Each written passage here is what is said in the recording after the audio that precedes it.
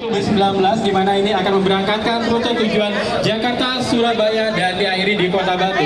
Pak Menteri saat ini sedang menaiki salah satu bis dan akan berbincang sejenak dengan beberapa peserta mudik dari sektor SDM ini. Dibantu dan juga didampingi oleh beberapa tamu undangan yang sudah hadir bersama kita dari PT Pertamina. Nampaknya ada sedikit diskusi di sana dengan salah satu peserta. Dan ini memang sangat luar biasa sekali.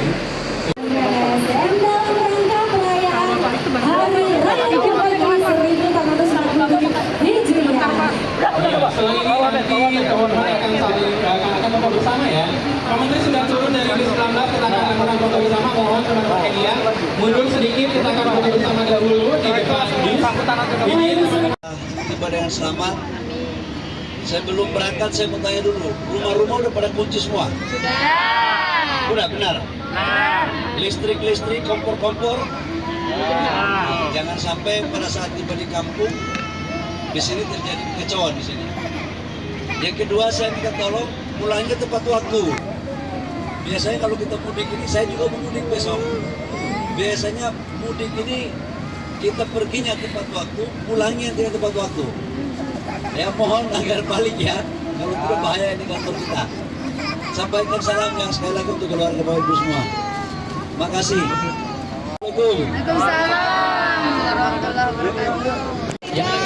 Dan biologi tentu saja hadir bersama kita di sini karena sebagian yang berangkat Sini Pak, boleh Pak, izin Pak. Sekali lagi dari Dirjen BPKE. Seluruh keluarga besar kita berkumpul bersama-sama. Meningkat sekitar 90 orang ini ya. Ya, dari tahun sebelumnya dan busnya juga bertambah ya. SDM yang mewakili. Baik, selanjutnya kami persilakan kepada Bapak Menteri SDM Bapak Bahlil Lahadilia untuk menyapa langsung para pemudik dan memberikan sambutan. Telah mempersiapkan mudik bareng.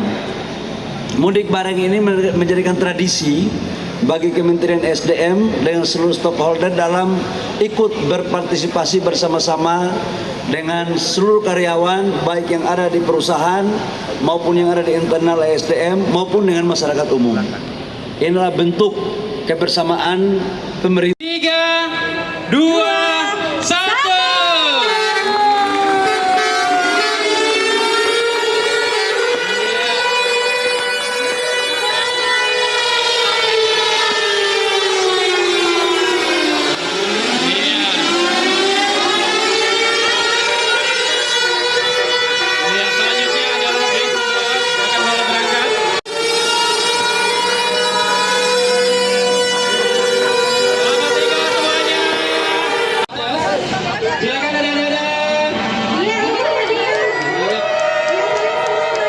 Yang paling seru ini. Iya, silakan. Iya, ini. Pak Menteri. Iya, terima kasih semuanya. Bahagia selalu di perjalanan. Lalu ada bus nomor 7. Ini adalah bus tujuan Jakarta, Magetan, Wates. Ini rute-rute favorit ya. Iya, banyak banget ya. Iya. Peminatnya tentunya. Lalu ini adalah Madiun. Dan lancar seluruh perjalanannya. Iya, ini bus tujuan Madiun. Dadah Iya. Madiun. Jangan lupa mampir ke kantor Kementerian SDM di Madiun juga ya. Selanjutnya ini bus 2 jalan. Baik, teman-teman media, alhamdulillah ya, alhamdulillah kita sekalipun dalam kondisi ekonomi, dalam kondisi geopolitik yang sampai sekarang belum ada tanda-tanda konflik di Timur Tengah itu selesai. Tapi kita sedikit mendapat angin segar dengan Selat Hormuz itu sudah mulai ada kebijakan tutup buka.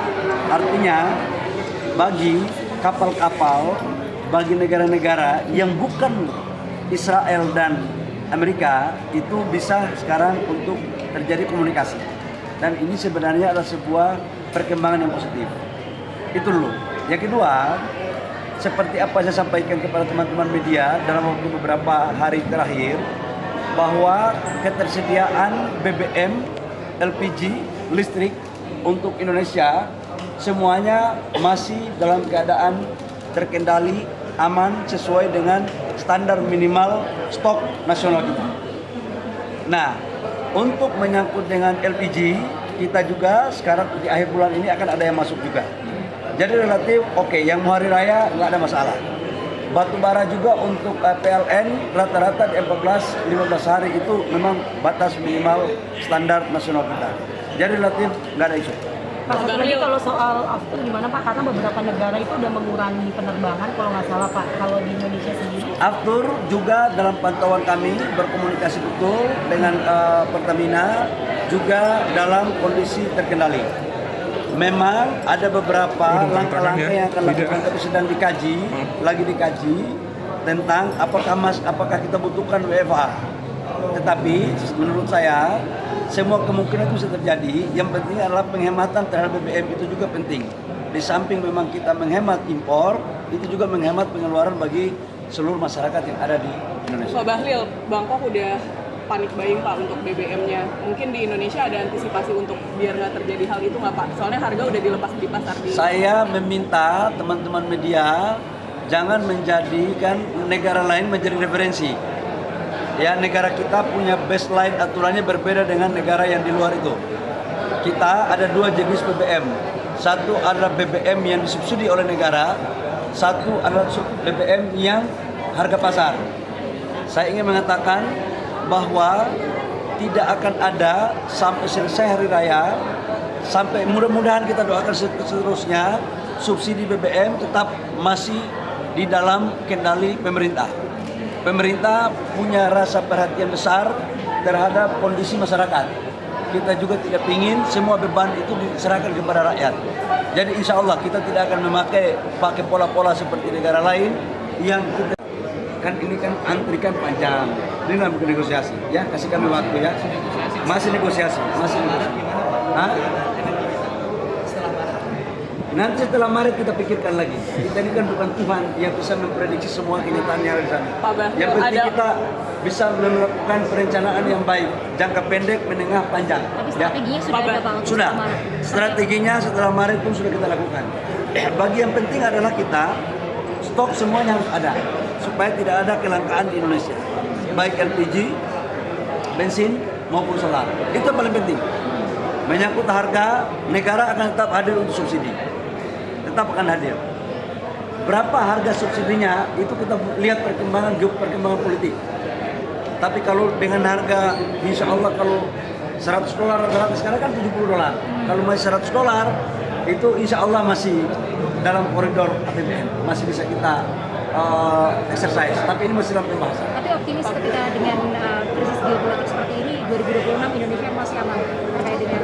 Ya, saya sebagai Menteri SDM, sebagai pembantu Presiden harus optimis. Kalau ada masalah harus kita selesaikan. Tugas pemerintah, tugas pemimpin itu menyelesaikan masalah, bukan menghindari masalah. Masalah rakyat adalah tanggung jawab utamanya pemerintah dan rakyat sendiri. Kita sama-sama menyelesaikan. Pak Bahlil ada Semua negara ada kemungkinan. Yang penting bagi kita sekarang adalah bagaimana barang ada. Yang kedua harganya kompetitif. termasuk dari Rusia Pak berarti? Hah? Termasuk dari Rusia juga Ya kenapa Pak? tidak? Oh Amerika aja sekarang sudah Iya. membuka untuk Rusia kok. Oh kemarin kita di Brunei dengan wakil Perdana Menterinya kita melakukan komunikasi bilateral. Transfer teknologi, kemudian saling mereka juga mau belajar ke Indonesia. Kita juga mengatakan kalau mereka mempunyai gas C3, C4 untuk bahan baku LPG, bisa kita ambil punya mereka juga atau kita bangun industri LPG di sana untuk objeknya di Indonesia. Ya kemungkinan semua ada. Ya, oke, yang lain sudah ya.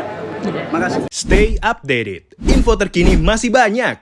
Jangan lupa subscribe, like, dan share YouTube official OKZone. Dan selengkapnya ada di okezone.com.